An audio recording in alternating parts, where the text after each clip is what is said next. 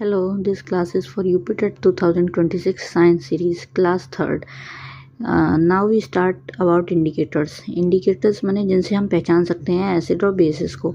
Indicators 3 types के होते हैं: natural indicator, synthetic indicator and olfactory indicators. Natural indicator में नेचुरल चीज़ें आ जाती हैं जैसे टर्मरिक, लिटमस. सिंथेटिक में मिथाइल ऑरेंज है, फिनोल्फ्थलीन है.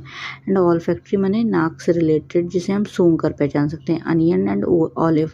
इंडिकेटर्स में सबसे पहले हम लिटमस के बारे में पता करेंगे. लिटमस का क्या है कि ये जो है एक नेचुरल इंडिकेटर होता है, तो ये हमें प्लांट से प्राप्त होता है, और जो प्लांट से प्राप्त होता है तो ये थैलोफाइटा किंगडम का होता है.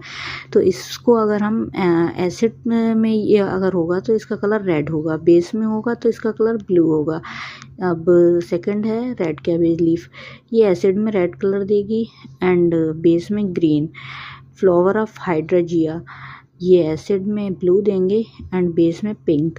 टर्मरिक में इस एसिड में ये कोई कलर चेंज नहीं करते हैं एंड बेसिस में रेड कलर में हो जाते हैं. चाइना रोज़ पिंक हो जाते हैं एसिड में, ग्रीन हो जाते हैं बेसिस में. फिनोल्फ्थलीन कलरलेस रहता है एसिड में बट बेस में पिंक हो जाता है. मिथाइल ऑरेंज एसिड में रेड एंड बेस में येलो. अनियन का सेम ही स्मेल रहता है एंड बेस में इसका स्मेल कोई चेंजेस नहीं आते हैं. वनीला में सेम स्मेल रहता है बट अगर वो बेस में होगा तो इसमें कोई स्मेल नहीं आएगी. क्लोव ऑयल का भी यही है कि वो सेम स्मेल रहेगा और बेस में पहुंचने के बाद ये अपनी स्मेल को ही खो देता है, कोई स्मेल नहीं रहती है. एंड अब जो है हमारा नया टॉपिक जो होगा वो केमिकल रिएक्शंस के बारे में होगा कि एसिड की जो केमिकल रिएक्शंस होती हैं, एसिड किन किन के साथ रिएक्ट करता है. मेटल के साथ, metal carbonate, metal hydrogen carbonate and metal oxides के साथ रिएक्ट करता है.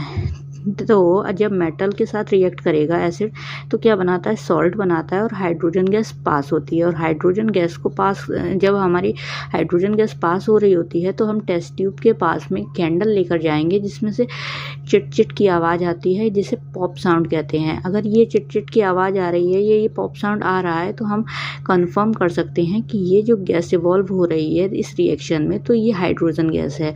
इसके आगे का पढ़ेंगे नेक्स्ट वीडियो में. Thank you for watching.